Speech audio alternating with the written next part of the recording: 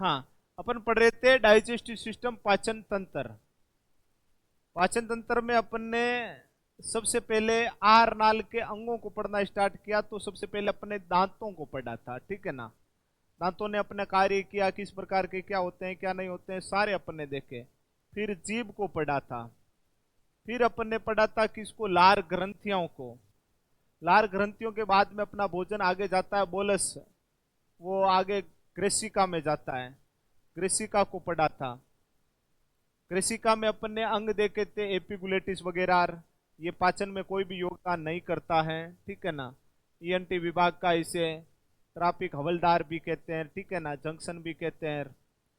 इसके बाद में अपना भोजन जो ही आगे बढ़ता है तो गले में एक नाल होती है, उसे बोलते हैं ग्रास नाल, ठीक है ना। तो आज अपन की हेडिंग है ग्रास नाल। ग्रास नाल, ग्रास नाल का अपन देखेंगे तो ये ग्रास नाल भोजन के साथ में पाचन क्रिया के साथ में क्या काम करती है। तो अपन ने देखा था कि ये अपना मुख्य है, मुख्य बाद में ग्रेसिका में आए, और ग्रेसिका के बाद में यहां पर गले में अपन की ग्रास नाल होती है। ग्रास नाल, अब देखना ग्रास नाल। अब अपन को भोजन नहीं बोलना है, क्योंकि लार युक्त भोजन क्या कहलाता है, बोलस। लास्ट में पढ़ दिया ना, लार इंक्लूड होने के बाद में वो भोजन क्या कहलाएगा, बोलस। अब ये बोलस की गोलियां हैं जो अब इस ग्रास नाल में आगे बढ़ती है। अब कहेंगे ये ग्रास नाल भोजन के साथ में क्या काम करता है। देखो, ग्रेसिका ने तो कोई काम नहीं किया था, जबकि ग्रास नाल क्या करता है, भोजन के साथ कोई ना कोई काम करता है। क्या काम करता है, ये भोजन को एक गति होती है इस ग्रास नाल में, जिससे ये भोजन को कहां पर धकेलता है, आगे की ओर धकेलता है। सर कैसे, जैसे मैंने अभी मान लीजिए खड़ा खड़ा कोई मान लीजिए निवाला खाया भोजन का, कोई रसगुल्लो खा लियो, तो ताकि दे सर ये तो ग्रेविटी के कारण ये इस प्रकार अमाशय में चला गया, नीचे चला गया।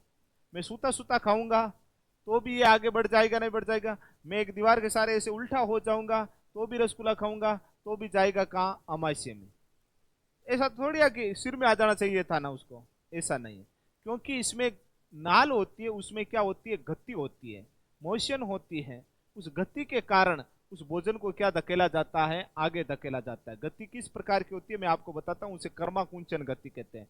संकुचन और विकुचन होता है। जैसे कोई भोजन का निवाला आया है, यहां पर ये दाब लगाएगा तो ये भोजन आगे खिसकेगा, वापिस ये नलिका क्या हो जाएगी, फूल जाएगी। तो कर्माकुंचन गति होती है, संकुचन और विकुचन का इसमें क्या होता है, कार्य होता है।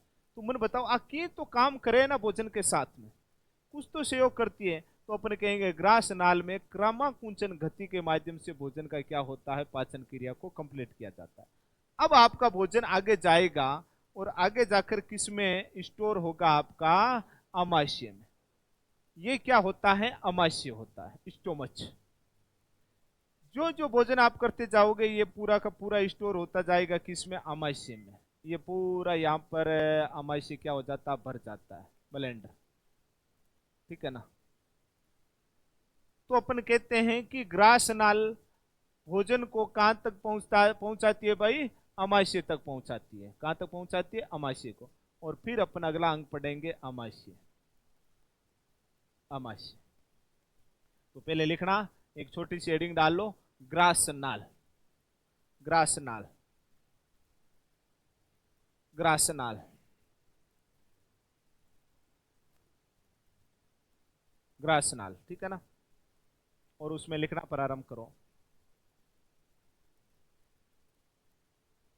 ये भोजन को, ये भोजन को क्रमाकुंचन, क्रमाकुंचन, ये भोजन को क्रमाकुंचन, क्रमाकुंचन, ये भोजन को क्रमाकुंचन गति के, ये भोजन को क्रमाकुंचन गति के माध्यम से अमाशय में, ये भोजन को क्रमाकुंचन गति के माध्यम से अमाशय में पहुंचाती है, पहुंचाती है।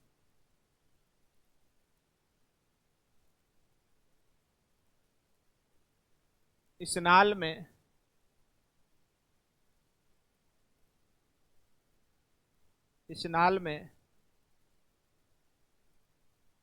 भोजन का पाचन नहीं होता है।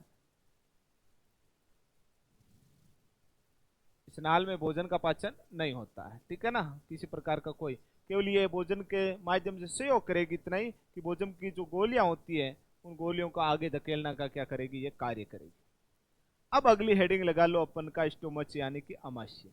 अब इसको सुनो, क्या होता है अमाशय।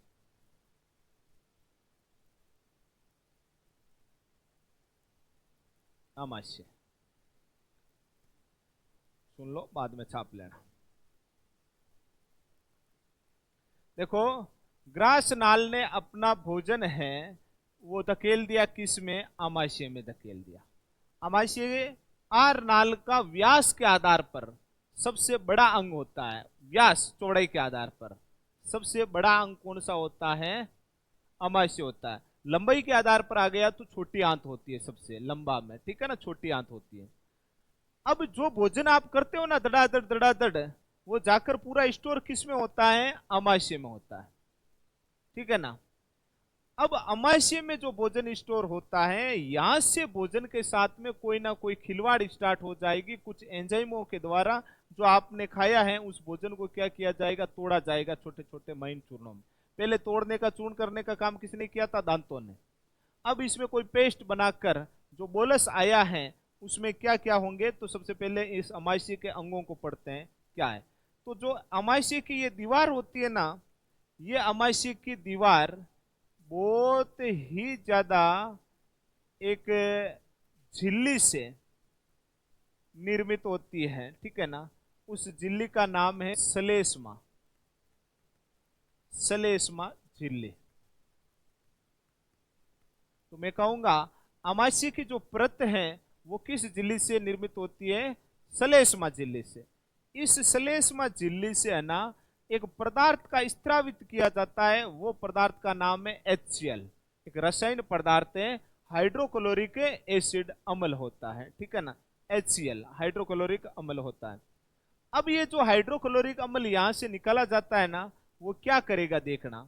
आपने मान लीजिए ये भोजन खाया है, इस भोजन को ये हाइड्रोक्लोरिक अम्ल क्या करेगा, तोड़ेगा। छोटे छोटे कणों में क्या करता है, तोड़ने का कार्य करता है। ये हाइड्रोक्लोरिक अम्ल है ना बहुत ही ज्यादा खतरनाक होता है। इसकी पीएच बहुत ज्यादा उच्च होती है। कितनी उच्च होती है, इसकी पीएच होती है 1.22।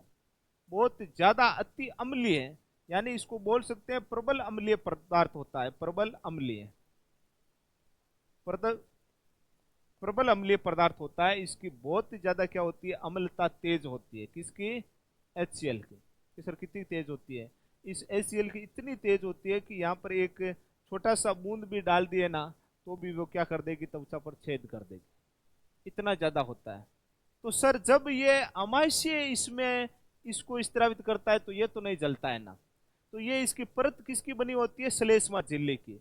वो इसकी क्या करता है, रक्षा करता है। आगे जाएंगे तो एक एंजाइम आएगा, म्यूसिन एंजाइम, जो इसकी क्या करता है और रक्षा करता है इसको जलाने से। अब अपन को पता चल चुका है HCl क्या करेगा, जो अपन ने कतलियां वगैरह, गुलाब जामुन वगैरह, रसगुल्ला वगैरह खाया है ना, उसको क्या करेगा, तोड़ने का काम करेगा। छोटे छोटे बारीकी कणों में तोड़ने का कार्य करेगा, ठीक है ना। इस छोटे छोटे कणों में तोड़ने की क्रिया को अपन इमल्सनीकरण या पायसीकरण बोलते हैं। क्या बोलते हैं, पायसीकरण या इमल्सनीकरण। पायसीकरण, पायसीकरण या इमल्सनीकरण बोला जाता है, ठीक है ना। अब देखो एक और चीज आपको बता देता हूं, सीटी में भी सवाल आया था। यदि HCl की अभिक्रिया किसके साथ में करवा दी जाती है, HNO3 के साथ में, नाइट्रिक अम्ल के साथ में करवा देवा, तो इस दोनों से एक पदार्थ बनता है। उस पदार्थ का नाम होता है एक्वारेजिया। एक्वारेजिया। कई दफे ये सवाल आ चुका है भाई। यदि HCl की अभिक्रिया किसके साथ में करवा देते हैं, HNO3 के साथ में करवा देते हैं, तो बनता है क्या है, एक्वारेजिया। हिंदी में अपन बोल सकते हैं अम्ल राज। अम्ल राज का निर्माण हो जाता है।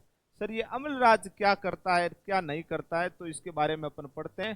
तो ये अम्लराज है ना, सबसे कठोर कठोर धातुओं को भी क्या कर देता है, पिघला देता है। इतना खतरनाक होता है। एक उदाहरण बताऊं तो आपको, गांव में जैसे सोना उजाड़ने के लिए, साफ करने के लिए आते हैं नहीं आते हैं, सोना उजला लियो, सोना उजला लियो कहे, तो अपन उसको दे देते हैं सोना, और वो सोने पर किसकी अभिक्रिया करवा देता है, इसे अम्लराज की, एक्वारेजिया की थोड़ी सी बूंदे डाल देता है, तो वो कठोर सोना होता है ना, तो भी वो क्या हो जाता है, पिघल जाता है।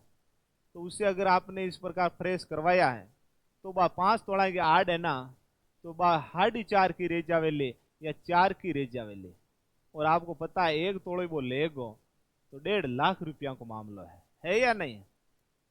लेकिन ध्यान रखना, सोने पर कोई काट वाट थोड़ी आता है, कोई जंग थोड़ी लगता है, सोने पर कभी जंग नहीं लगता है। क्यों? क्योंकि ये एक क्रियाशील क्या है, धातु है, ये किसी के साथ में क्रिया नहीं करती है। अरे अपन को हजारों साल पहले, करोड़ों साल पहले का सोना धरती में दबा हुआ मिलता है, उस पर जंग वगैरह लगता है क्या? नहीं लगता है। तो ये एक क्रियाशील क्या है, धातु है।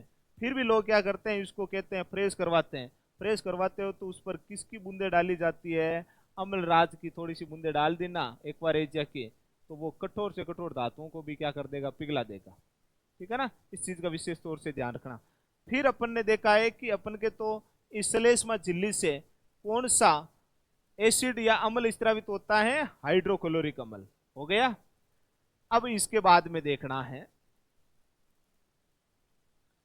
आज आपके मान लीजिए कहीं भी, एक छोटी सी बता देता हूं कि कहीं पर भी मान लीजिए कोई शादी समारोह का प्रतिभोज आ गया है आपके, ठीक है ना, और बच्चे कहीं रहे, और अपन इस जब प्रतिभोज में जाते हैं तो पूरा इस अमाशय को क्या करते हैं, भरते हैं, खचा खच भरते नहीं भरते हैं, पूरा एकदम जम के। थोड़ा 4-5 रसगुल्ला तो माइडे नहीं डाल दे, वही माइंड नहीं मावे तो डाल देते, नहीं डाल देते। हाँ, तो अब हुआ ही क्या था, इस पूरे, इस देखो पूरे ब्लेंडर को अपन ने खचा खच कतलियों, रसगुल्लों, गुलाब जामुन, नहीं नहीं वैसे पूरा कहीं कर दी, मटेरियल भर दिया।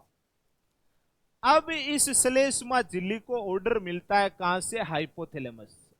हाइपोथैलेमस से। हाइपोथैलेमस कहां पर है भाई, अपन के मस्तिष्क में, ठीक है ना। हाइपोथैलेमस से ऑर्डर मिलता है कि आज तो भोजन बहुत ही माल आया है, बहुत ज्यादा, ठीक है ना, इसको क्या करना है, तेरे को तोड़ना है। और तोड़ने के लिए श्लेष्मा झिल्ली से कौन सा पदार्थ स्रावित होता है, HCl। तो मुझे बताओ, ज्यादा भोजन आया है तो ज्यादा HCl की मात्रा की आवश्यकता होगी या नहीं होगी, होगी।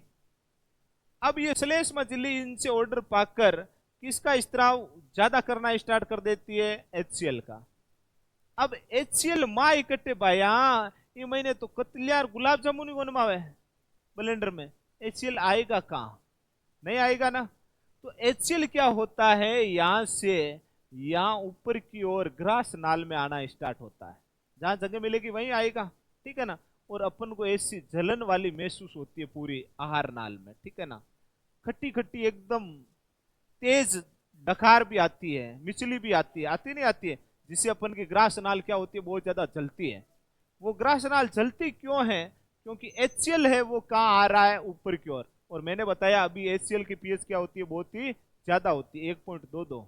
ये अत्यंत जलाता है, ठीक है ना, अंगों को, इतनी होती है, इसलिए अपन की ये क्या होती है, नाल जलती है, जिसको अपन अपनी भाषा में बोलते हैं एसिडिटी। क्या बोलते हैं, एसिडिटी। अत्यधिक खाने पर अपन को क्या होती है, एसिडिटी होती है। जो ही एसिडिटी हुई है, अपन भाग के दौड़ के कहां पर जाते हैं, दुकान पर। कहां पर जाते हैं, दुकान पर। और दुकान से क्या लेकर आते हैं अपन, एक छोटी सी पुड़िया, जिसको क्या बोलते हैं, इनो, है या नहीं। 6 सेकंड में आपका क्या कर देगी, काम। बोला जाता नहीं, बोला जाता एडवर्टाइज में। अब आपको खुद को पता होना चाहिए मेरे शरीर में किसकी मात्रा बढ़ चुकी है, शरीर में क्या, अमाशय में अम्ल की। किसकी मात्रा बढ़ चुकी है, अम्ल की। इसकी मात्रा को कम करने के लिए मुझे इसकी क्रिया किसके साथ में करवानी पड़ेगी, सार के साथ में करवानी पड़ेगी, पड़ेगी या नहीं पड़ेगी। और इस इनो में क्या होता है, सार, जो सूत्र क्या छोड़ता है अपना, milk of magnesia, MgOH whole twice. ये मिल्क ऑफ मैग्नीशिया का क्या होता है, सूत्र होता है।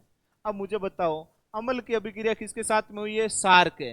तो क्या बनेगा? लवण। क्या बनेगा? लवण। और लवण क्या होता है? उदासीन। क्या होता है भाई? उदासीन होता है। और जो ही आपने गटाक से उसको पानी के साथ में पी गया तो जो अम्लीयता थी वो क्या हो जाएगी? कम। और आपकी जलन है ये आहार नाल की, ठीक है ना, वो क्या हो जाती है? खत्म हो जाती है। और आप कहते हो हाँ हाँ हाँ मजा आ गया, रिलैक्स महसूस हो गया।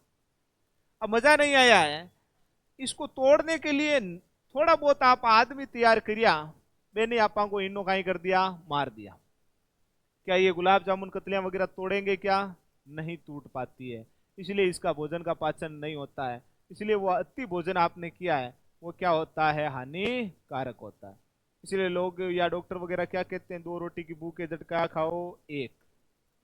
क्योंकि जगह रखो, जगह रहेगी तो एचसीएल आएगा, एचसीएल आएगा तो इसको आराम से क्या करेगा? तोड़ेगा।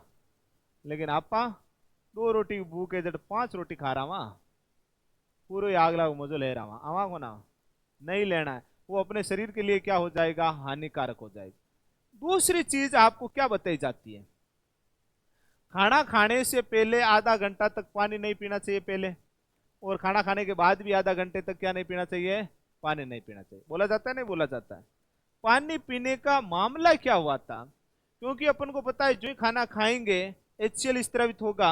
एचसीएल स्त्रावित होगा तो इसकी क्रिया मैंने जल के साथ में करवा दी है, तो इसकी अम्लता क्या हो जाएगी? कम हो जाएगी। हो जाएगी? हो जाए। और मेरे पास कोई एचसीएल है उसमें मैं पानी मिला दूंगा तो उसकी अम्लता डाउन हो जाएगी? नहीं हो जाएगी? ठीक है ना। तो अम्लता डाउन हो जाएगी तो वो क्या भोजन को तोड़ पाएंगे? क्या नहीं पाएंगे। और खाना खाया है, खाना खाया तो शरीर का आमाशय काम करना स्टार्ट करेगा, एचसीएल को स्त्रावित करेगा, और ऊपर से लोटा भर पानी अपन ने डाल लिया है तो अम्लता क्या हो जाएगी? कम। अम्लता कम हो जाएगी तो एचसीएल काम नहीं कर पाएगा। इसलिए आपको बोला जाता है कि खाना खाने से पहले और बाद में आधे घंटे तक क्या नहीं पीना चाहिए? पानी। यही बोलते हैं। वो किसके कारण बोलते हैं? एचसीएल के कारण। इसीलिए इसको बोलते हैं जठर रस। इसको क्या बोलते हैं? जठर रस, यानी कि पाचक करने वाला रस बोला जाता है, जठर रस बोला जाता है। या इसको बोलते हैं पेट की आग या जठराग्नि। क्या बोलते हैं? जठराग्नि बोलते हैं। क्लियर हो गई? अब इसके बाद में देखते हैं कि इससे कौन कौन से एंजाइम स्त्रावित होते हैं अपन के, ठीक है ना। एंजाइमों को देखते हैं। पहला तो एचसीएल को देख लिया स्त्रावित हुआ, फिर दूसरा एंजाइम स्त्रावित होता है इससे पेप्सिन। कौन सा होता है? पेप्सिन। कई दफे आ चुका है भाई एंजाइम का नाम पेप्सिन। अब मैं आपको पहले बता देता हूं, जब पेप्सिन एंजाइम स्त्रावित होता है अमाशय की पेशियों से, तब वो क्या होता है? निष्क्रिय होता है, एक्टिव नहीं होता है। लेकिन वो किसके साथ में मिलने के बाद में? एचसीएल के साथ में मिलने के बाद में क्या हो जाता है? सक्रिय होता है। इसको अपन पेप्सिनोजन बोलते हैं। क्या बोलते हैं? पेप्सिनोजन। आप तो बस इतना ही याद रख लेना, अमाशय की पेशियों से कौन सा एंजाइम स्त्रावित होता है? पेप्सिन। और ये पेप्सिन करता है क्या है? तो अपन बोलेंगे प्रोटीन का पाचन करता है। किसका पाचन करता है? प्रोटीन का पाचन करता है। सॉरी, ये करता है प्रोटीन का पाचन। प्रोटीन का पाचन। किसका पाचन करता है? प्रोटीन का पाचन करता है। क्लियर हो गई? तो आपसे सवाल कई दफे पूछा, अभी इसमें मान लीजिए 4th ग्रेड में या पहले कई दफे पूछा गया है, निम्न में से कौन सा एंजाइम प्रोटीन का पाचन करता है? तो आपका नाम आएगा पेप्सिन। इससे पहले एक एंजाइम पढ़ा था अपने, जैसे टाइलिन। आप बताओ टाइलिन किसका पाचन कर रहा था? कल पढ़ के गए थे अपन। टाइलिन एंजाइम किस में पाया जाता है पहले तो बताओ? हाथ में, आंखों में, किस में पाया जाता है? तो लार में। किस में पाया जाता है? लार में पाया जाता है। लिखा है ना लार के 2 एंजाइम, टाइलिन और लाइसोजाइम। तो टाइलिन किसका? कार्बोहाइड्रेट का पाचन करता है। आज क्या पढ़ा अपन ने? पेप्सिन किसका पाचन करता है? प्रोटीन का पाचन करता है। थोड़ा याद रखो भाई, ठीक है ना। फिर इसके बाद में कौन सा एंजाइम आएगा भाई? बताओ कोई। अरे पेप्सिन के बाद में है ट्रिप्सिन, तो अग्नाशय का आ जाएगा। अमाशय की बात कर रहा हूं।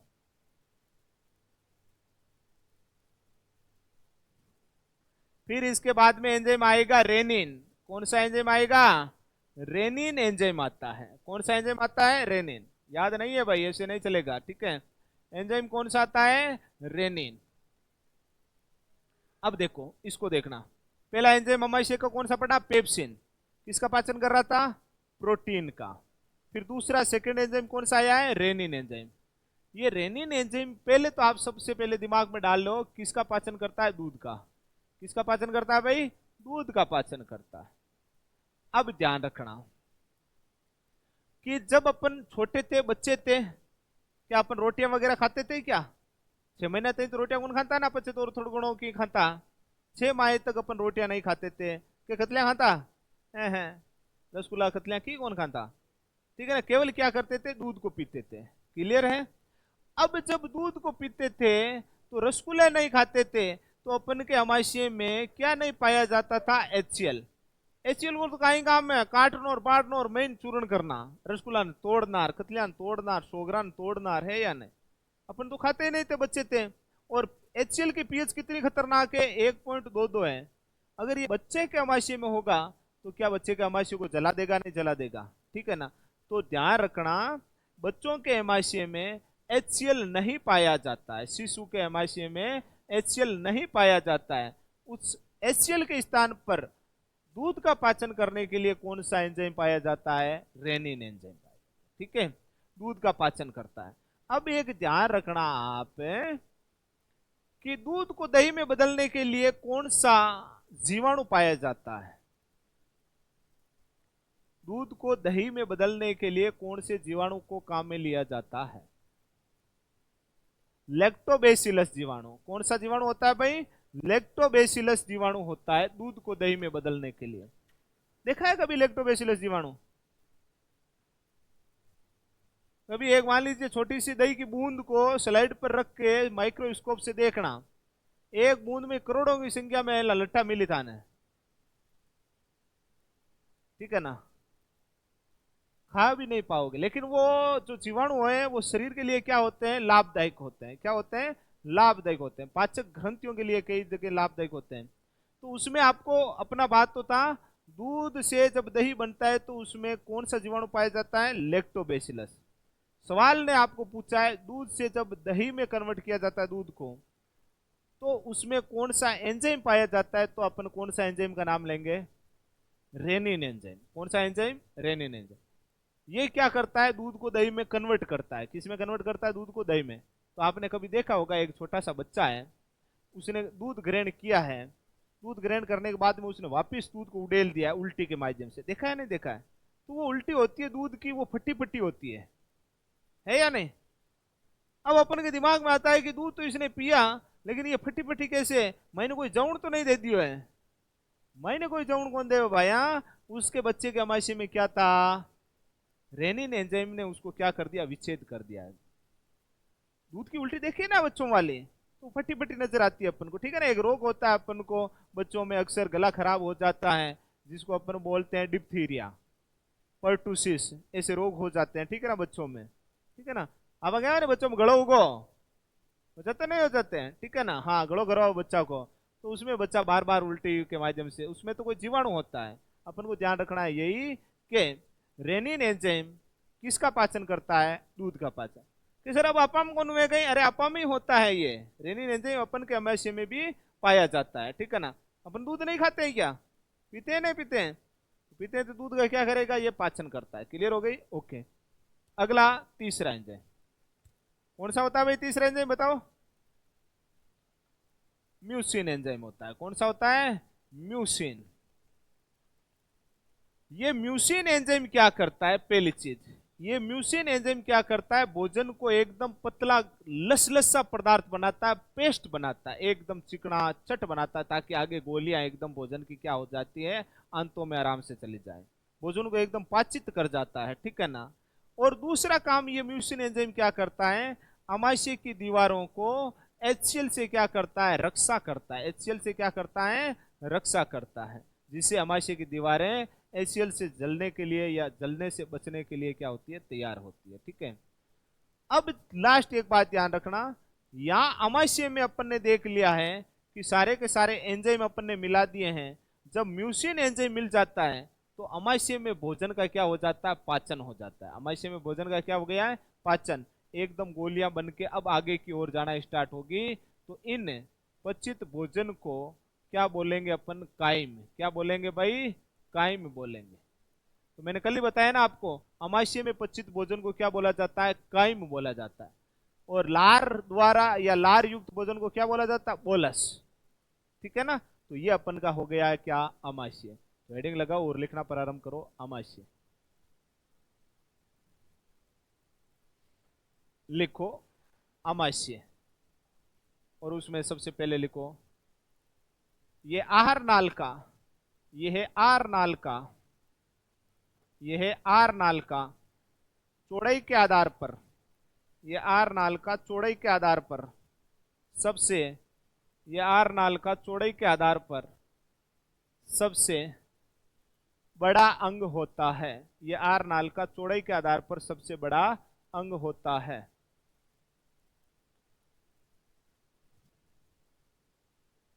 अब देखो एक चीज और बता देता हूं। आप जो भोजन को खाते हो वो धड़ाधड़ स्टोर कहां पर होता है? अपन का अमाशय में होता है जाके, ठीक है ना? और उल्टी के माध्यम से जो भोजन बाहर निकलता है ना, वो कान तक का भोजन बाहर निकलता है, अमाशय तक का भोजन बाहर निकलता है। अमाशय से आगे बढ़ने के बाद में उल्टी के माध्यम से भोजन बाहर नहीं निकलता है, ठीक है ना? तो अपन के जो भी भोजन खाया पिया वो रिएक्शन हो जाती है, तो अपन का उल्टी के माध्यम से भोजन बाहर निकलता है, वो कौन से का निकलता है? अमाशय का। लेकिन ध्यान रखना, जो पशु वगैरह होते हैं, ठीक है ना, उसमें अमाशय में खंड पाए जाते हैं, भाग पाए जाते हैं। वो कहीं पर भी चरने जाता है तो धड़ाधड़ उस भोजन को क्या कर लेता है? अमाशय में स्टोर कर लिया। फिर खेजड़ी के नीचे छाए पर बैठकर पानी पीकर क्या करता? अमाशय वाले भोजन को वापस कहां लाता है? मुख में। अपन तो क्या करते हैं, जब भोजन करते हैं उसी समय उसमें क्या मिला देते हैं? लार मिला देते हैं। मिला दिया नहीं मिला दिया? लेकिन पशु वगैरह उस समय लार नहीं मिलाते हैं। पशु वगैरह तो जाते हैं तो वहां तो सीधा केवल क्या करते हैं? अपना बेग को भरते हैं, ठीक है ना? लार वार कुछ नहीं मिलाते हैं उस समय, खाली ये अमाशय का कर रहे भरण को काम करें। फिर खेजड़ी के नीचे छाया में बैठकर वापिस अमाशय वाले भोजन को कहां लाते हैं? अपने मुख में, जिसको अपन मारवाड़ी में कहते हैं जुगाली करना, उगाड़े, है या नहीं? वापिस भोजन को लाते हैं और उसको दांतों से एकदम क्या करते हैं? महीन करते हैं पूरो, और अंदर क्या मिलाते हैं? लार मिलाते हैं। फिर वापिस उसको क्या करते हैं? निगलते हैं अंदर। तो अमाशय में खंड होते हैं, पहले तो उसमें एकत्रित कर लिया था, फिर वो पचन के बाद में यानी कि लार मिलाने के बाद में इस कॉलम में क्या कर लेते हैं? एकत्रित कर लेते हैं। ऐसी प्रवृत्ति किसमें पाई जाती है? केवल और केवल है पशुओं में पाई जाती है। किसमें पाई जाती है? पशुओं। अपन में थोड़ी होती है। केवल अमेजन कर सकते हैं अपन, खास आपा में ऊंतिया, है या नहीं? नहीं तो घरों बाहर कहीं आप एकदम पूरा बैग भर लिया था महीने, कतलियार हतलियार खार हगली एकदम, और अट मार सा पड़ाता एला आराम महीनो निकाल निकाल पाछो पेस्ट बनाता बिको बनाता कौन मुझे आता बना दो। कोई केंकी सुख नानतीर, कोई पराठा जानतीर, कोई कतलियां जानतीर, है या नहीं? राबड़ी जानतीर। हाँ, तो ऐसी अपन में नहीं आती। अपन तो सीधा डायरेक्ट जब खाते हैं उसी दरमियान अपन भोजन में क्या कर देते हैं? लार वगैरह मिला देते हैं, ठीक है ना? ओके, लिखो क्या लिखा था लास्ट लाइन? सबसे बड़ा अंग होता है, ठीक है ना? उसके आगे लिखो अमाशय की दीवार, अमाशय की दीवार, अमाशय की दीवार, अमाशय की दीवार सलेस्मा, अमाशय की दीवार सलेस्मा,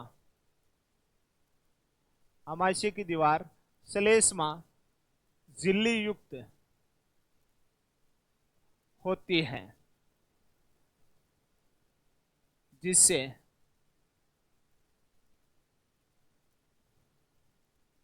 HCl पाचक रस का स्त्राव होता है, जिससे HCl पाचक रस का स्त्राव होता है, जिससे HCl पाचक रस का स्त्राव होता है, ठीक है ना?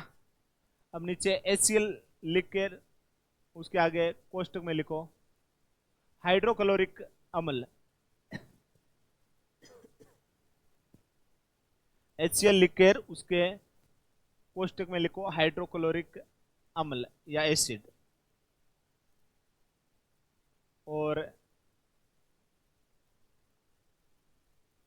उसके आगे डैश लगा कर लिखो पीएच बराबर, पीएच बराबर, पीएच मान कितना होता है HCl का, पीएच मान बराबर लिखो भाई, HCl का पीएच मान कितना होता है 1.22, 1.22। HCl का पीएच मान बराबर लिखो 1.22। जो ही 1.22 लिखा है इसके कोष्ठक में लिख दो जठर रस। क्या लिख दो? जठर रस। कहा है भाई? जठर यानी पेट, पेट का क्या होता है ये? रस। आपने हिंदी में पढ़ा है ना, जठराग्नि, पेट में लगी आग को क्या बोलते हैं? जठराग्नि। बोलते हैं नहीं बोलते हैं? तो ये किसका रस है? जठर रस है, ठीक है ना, पेट का रस है। आगे लिखो,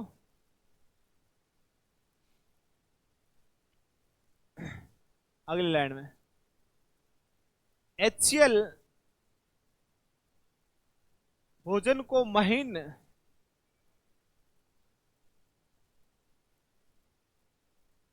कणों में तोड़ता है,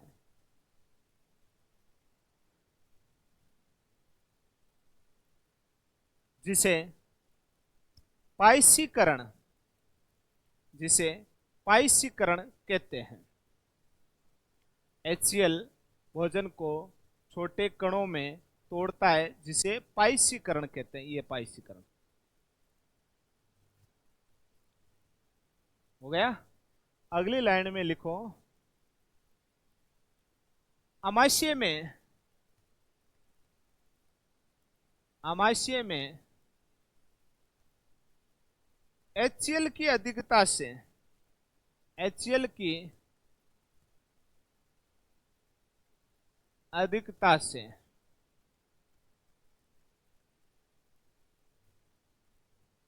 एसिडिटी, एसिडिटी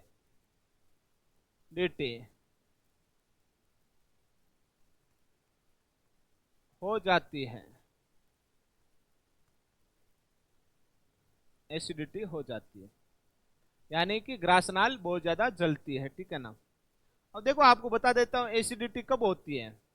एक तो ज्यादा तीखा भोजन करने पर अपन को क्या होती है? एसिडिटी होती है, क्योंकि एक तो ऑलरेडी भोजन तीखा है और HCl और स्त्रावित होगा, तो इस तीखेपन की क्या होगी? मात्रा बढ़ जाती है, तो अंदर से अपन का क्या होता है? ग्रासनाल जलने लगती है। दूसरी अपन की एसिडिटी की समस्या कब होगी? जब अपन बहुत ज्यादा भोजन करेंगे तब, वो मैंने बता दिया है, क्योंकि अमाशय में भोजन ही कौन मावे, तो HCl कहाँ स्त्रावित होकर ऊपर की ओर आना स्टार्ट हो जाता है। तीसरा एसिडिटी की समस्या कब होती है? जब अपन उपवास करते हैं। क्या करते हैं? उपवास। हमेशा करते हैं तो नहीं होता है, क्योंकि वो अपन की आदत बन जाती है। कभी कभी अचानक अपन उपवास कर लेते हैं तो उस दिन अपन को क्या होती है? एसिडिटी। क्यों सर? अब कहीं मामला है। अब आप रोजीना भोजन 10 बजे करते हो हमेशा, तो अपन के पूरे शरीर के हार्मोन वगैरह, ग्रंथियां वगैरह, मैंने बोला ना यहाँ पर पीनियल का एक ग्रंथि होती है, ठीक है ना, उसे मेलेटोनिन हार्मोन निकलता है, वो आदतन में लाता है चीजों को। तो जो ही 10 बजती है तो अपन का शरीर एक्टिव हो जाता है, हाइपोथैलेमस इस अमाशय को बोल देता है 10 बज गई है, ये अब क्या करने वाला है? भोजन करने वाला है, ठीक है। आज अपन के क्या हो गया? उपवास। अचानक शरीर को पता ही नहीं था, शरीर ने 10 बजते ही क्या स्त्रावित कर दिया था? HCl, और अपन की रोटी अंदर गई नहीं है, तो वो HCl पड़ा पड़ा कहाँ आएगा? ऊपर की ओर आएगा, तो अपन को एसिडिटी की क्या होगी? समस्या। या एसिडिटी कब होती है? च्युइंगम का सेवन करने वाले लोगों में, वो भी कभी कभी, रोजी ना करी तो शरीर ने ठापड़ जाए, तो रोजी नहीं चबावे चिंगम। चिंगम का सेवन क्या करता है सर? डिपेंड। जो ही मैंने चिंगम को खाना स्टार्ट किया है, मेरे दांतों ने काम करना स्टार्ट कर दिया, जीभ ने काम करना स्टार्ट कर दिया, लार ने उसमें लार बनाना स्टार्ट कर दिया, सगळे एक्टिव होगा। जरा है ओ अमाशय सोचे भोजन नीचे आने वाला है, मैं भी क्या कर देता हूं? अपना काम स्टार्ट कर देता हूं, वो भी किसको स्त्रावित करना स्टार्ट कर देता है? HCl को। लेकिन आप उसको अमाशय को क्या दे रहे हो? धोखा। मुंडा भी मुंडा में चबाओ, नीचे की जावी कौन? होता नहीं होता है। तो इससे स्त्रावित कौन सा बढ़ जाता है? HCl रसायन पदार्थ स्त्रावित होना ज्यादा हो जाता है, और ज्यादा होते यहाँ पर कहीं समस्या हो जाए एसिडिटी। अब आप तो रोज ही नहीं खाते हो च्युइंगम, तो हमारे होशियार हो जाए कि वो खाली कहीं बढ़ावे लो गेला, नीचे कुछ नहीं भेजेगा, तो वो स्त्रावित नहीं करता है।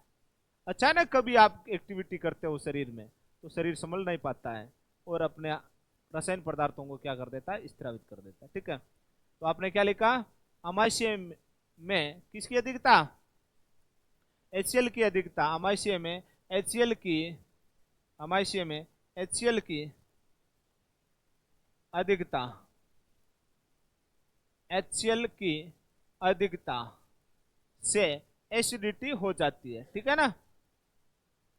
अब नीचे लिखो उपचार, किसका उपचार, एसिडिटी का।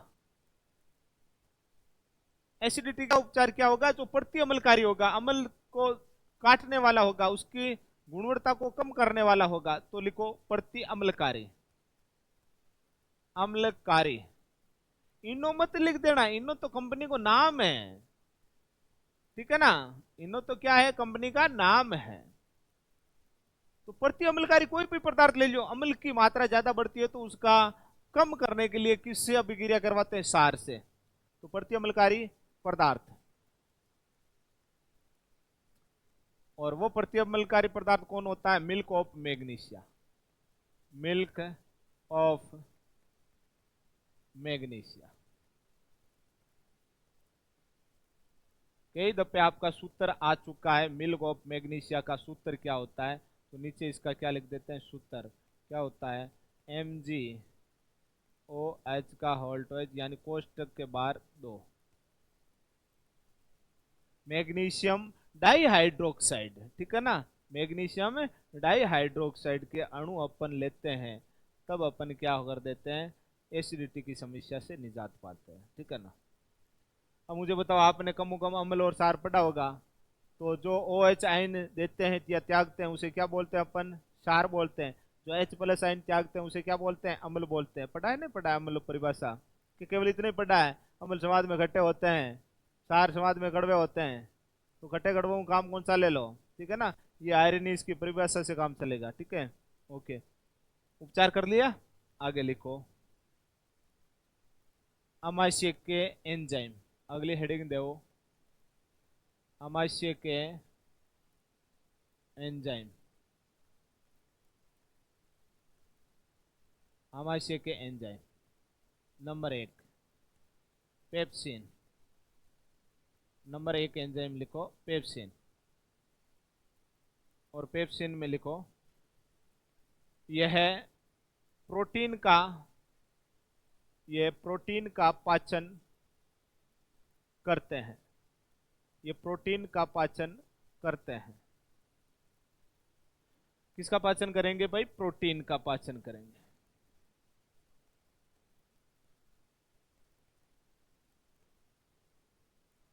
आगे लिखो नंबर 2 रेनिन, हाँ बहुत बढ़िया, दूध का पाचन, तो लिखो रेनिन। रेनिन में लिखो ये दूध का पाचन करता है,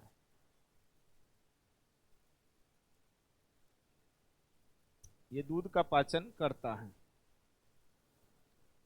एक लाइन नीचे लिख दो, बच्चों के अमाशय में HCl के स्थान पर, बच्चों के अमाशय में HCl के स्थान पर रेनिन एंजाइम पाया जाता है।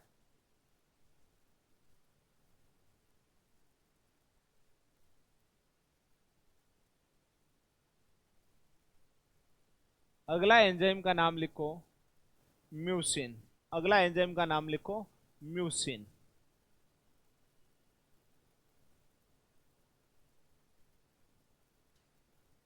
लिखो ये एंजाइम भोजन को चिकना व लसलसा बनाता है, ये एंजाइम भोजन को चिकना व लसलसा बनाता है।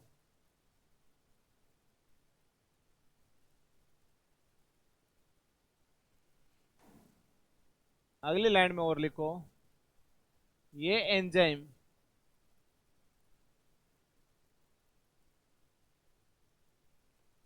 आमाशय की HCl से रक्षा करता है, ये एंजाइम आमाशय की HCl से रक्षा करता है।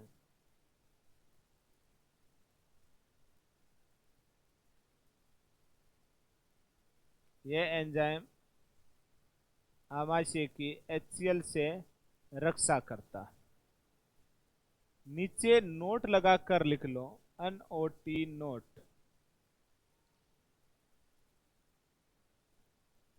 आमाशय में पचित भोजन को क्या बोलोगे? कायम। आमाशय में पचित भोजन को कायम कहते हैं। कल तक अपन ने देखा था कि लार युक्त भोजन को क्या कहा? बोलस। और जब आमाशय में भोजन का पाचन हो जाता है उसको अपन क्या बोलेंगे? कायम। उसको क्या बोलेंगे भाई? कायम। अब अपन का देखो भोजन कहां से निकला था? अपने कहा कि आमाशय में इसका क्या हो चुका है? पाचन। अब ये कायम की गोलियां क्या होगी? आगे बढ़ेगी। कायम की गोलियां क्या होगी? आगे बढ़ेगी। और आगे बढ़कर यहां एक संपर्क में आएगा कौन? पित्ताशय। कौन आएगा भाई? पित्ताशय। गैल ब्लेंडर, ठीक है ना? पित्ताशय, पित्ताशय। तो अगली हेडिंग लगाओ, पित्ताशय।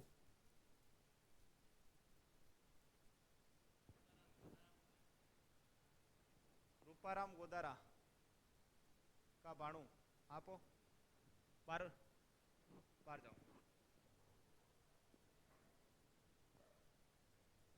पाचन में टाइम कितना लगता है? तो 4 से 5 घंटे का। भोजन का पूर्ण पाचन होने के अंदर उसको कितना घंटा लगता है? मैक्सिमम 4 से 5 घंटे का टाइम लगता है, ठीक है ना? पाचन क्रिया। इसलिए तो आजकल अपन का पेट वगैरह, डाइजेस्टिव सिस्टम वगैरह खराब क्यों होता है? क्योंकि अपने अंग होते हैं। पुराने जमाने वाले आदमी कितने बढ़िया हुआ करते थे, क्योंकि उनको पता था कि सूर्य अस्त होने से पहले पहले वो क्या कर लेते थे? भोजन कर लेते थे। गांव में आज ही होता है, शाम को सूर्य अस्त होने से पहले क्या कर लेते हैं? भोजन कर लेते हैं। शहरों में देखते तो रात की 12-1 बजे भोजन होता है, रात का होता नहीं होता है। और सुबह वापिस 6-7 नहीं बजे जितने पाँचों नाश्तो है या नहीं? अब भाई इसको 4-5 घंटे तो पाचन करने में इसको अमाशय को लगेंगे बेचारे को, है या नहीं? तोड़ने में भोजन को। और उससे पहले वो रेस्ट नहीं करेगा, उससे पहले ले भाई और भी ने थाली भर दे दे और इन्हें तोड़।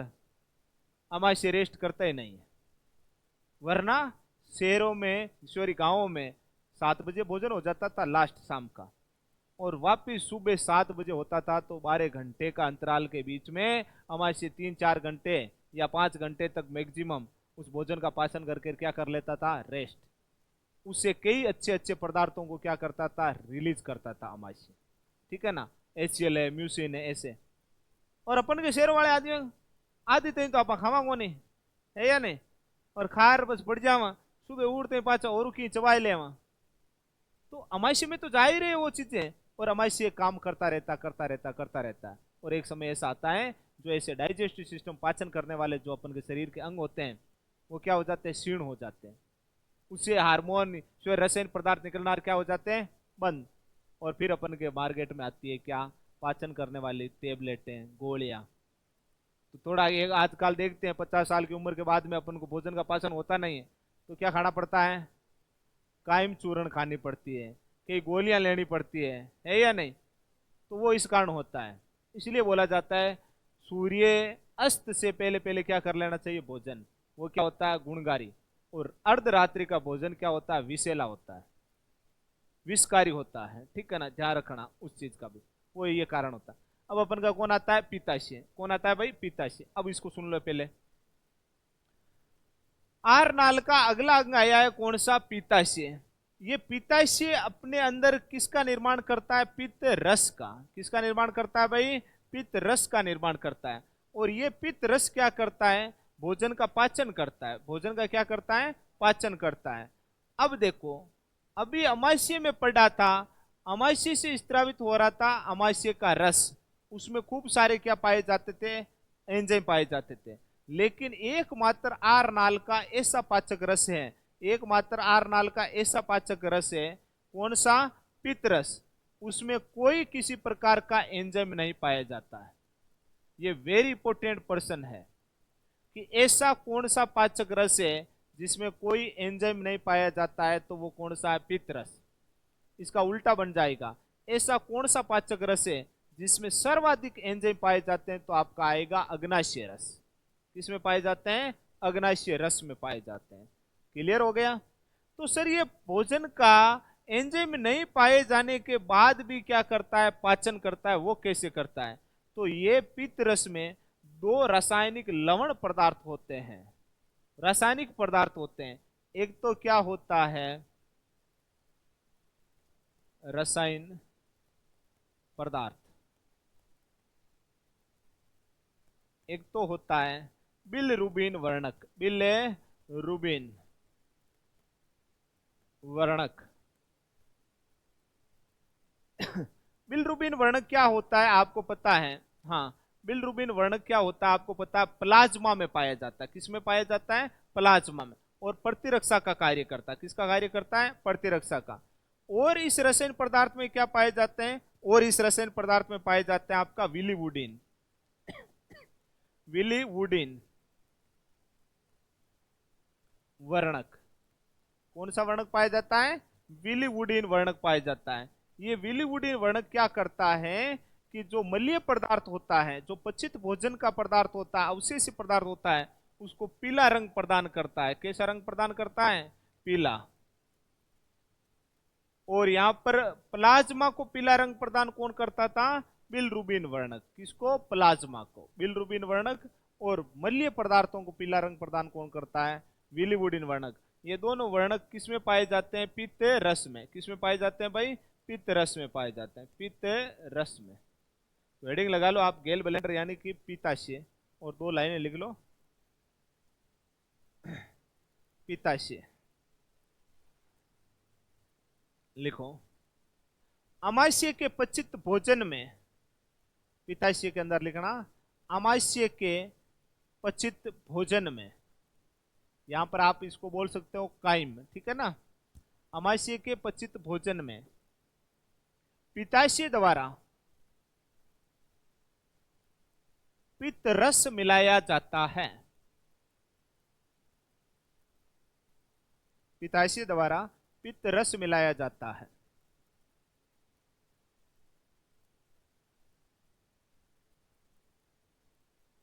आगे लिखो, पित्त रस में कोई एंजाइम नहीं पाए जाते हैं। पित्त रस में कोई एंजाइम नहीं पाए जाते हैं।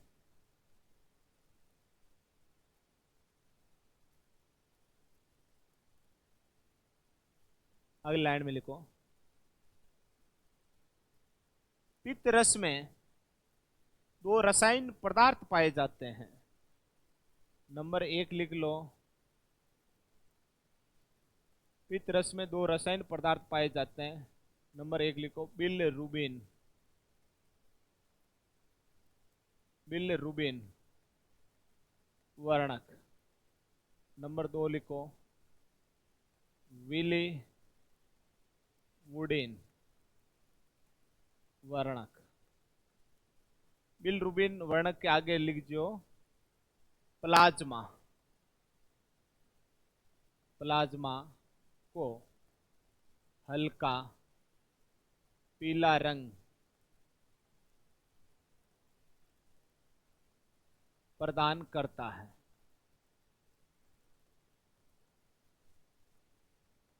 प्लाज्मा को हल्का पीला रंग प्रदान करता है। लिख दिया? और फिर लिखना नंबर 2 विलिवुडिन। ये लिखना मलीय पदार्थों को हल्का पीला रंग प्रदान करता है। मलीय पदार्थों को हल्का पीला रंग प्रदान करता है। इसके आगे पढ़ेंगे अपन नेक्स्ट टाइम, कल।